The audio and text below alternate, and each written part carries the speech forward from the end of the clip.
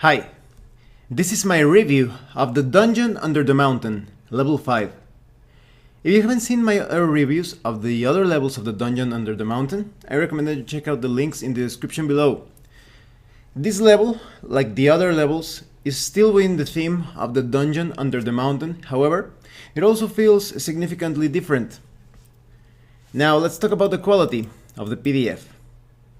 The quality is great, it's excellent. You have bookmarks, great organization and writing in the brief explanation on how to use the document. You have the Rule the Dungeon button, which allows you to hide the numbers of the different rooms. You can also hide the furniture, activate and deactivate the grid, activate and deactivate the teleport areas, activate and deactivate the water. You can also deactivate the main areas, the secondary areas.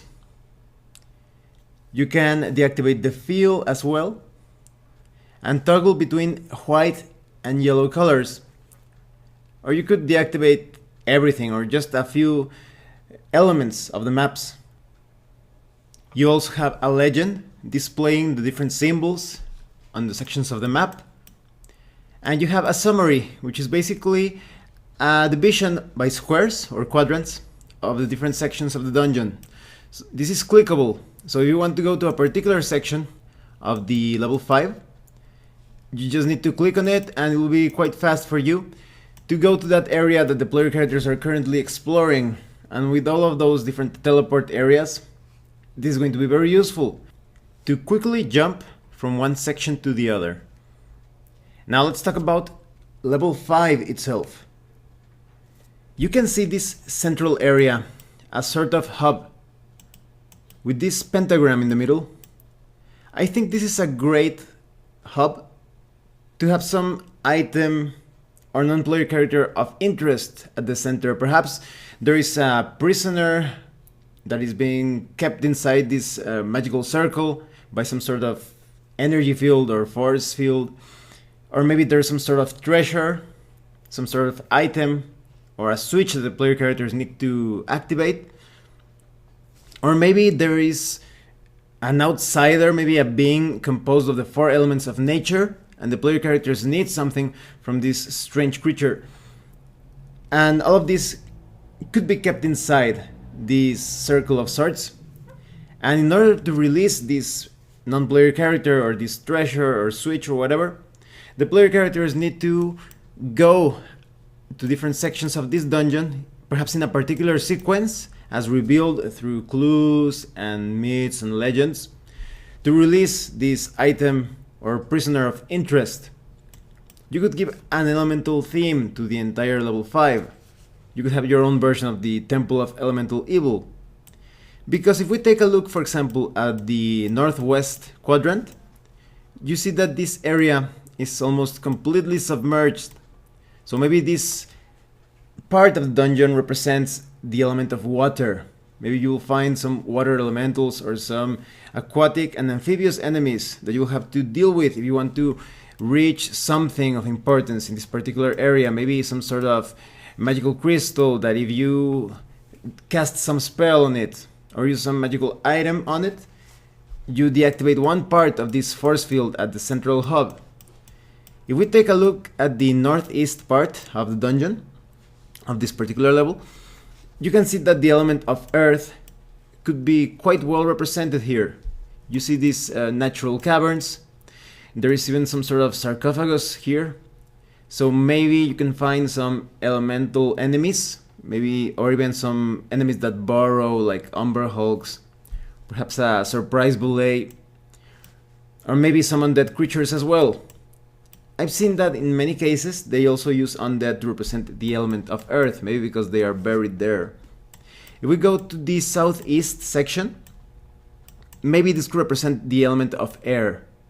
There are some pretty large rooms here, and I think it would be a good idea to put some traps that shoot out some powerful bursts of air that attack the player characters, or maybe there is some sort of poisonous air, or maybe the floor here is an illusion and it's actually a place filled with pits and chasms and all sorts of traps that have to do with the player characters falling down and hurting themselves, you can handle it in different ways. And if we go to the southwest section, there is a very interesting part here with different statues. It's basically a corridor with statues alternating each in different alcoves or niches. So maybe these statues breathe fire. That's some sort of obstacle that the characters have to cross or move through. There are also some suspicious looking coffins or sarcophagi, sorry. Maybe the player characters have to open this sarcophagi in order. And maybe sort of like burst of flame.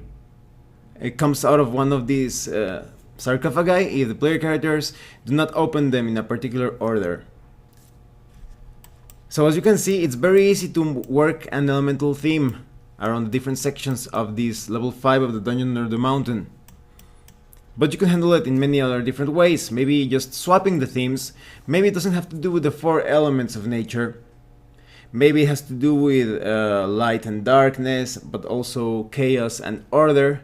As you can see, you can have that theme still divided in elements of 4, but there are a lot of rooms and corridors and small sections within level 5 that doesn't necessarily have to be that way. Maybe it's just a different way of looking at things. Maybe it's a regular sized dungeon with magical traps and puzzles, and it doesn't have to fit into a particular division of 4 elements or 4 thematic elements. So what do I think of level 5 of the Dungeon Under the Mountain? I really like this level, but I really think that it should be handled in a division of 4. It's just that the entire architecture of this level lends itself to it. You see this division by 4 parts. There are even some subdivisions near the center. Maybe you could handle 8 things. Maybe there are 8 deities, or maybe 8 magical powers in your particular campaign setting. So each of these different sections could represent one of those powers. Maybe you can put some helpful non-player characters living in different rooms in the dungeon, and they could actually give you some tips as to how to navigate the mysteries of level 5.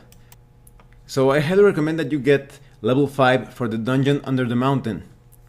And if you want to get some cool ideas as to how to populate the different rooms of these levels in the Dungeon Under the Mountain, I recommend you check out some encounters that 01 Games has already prepared for the different rooms. All of the links are in the description below. Well, thanks for watching my review. If you have any comments or questions, please let me know. See you later.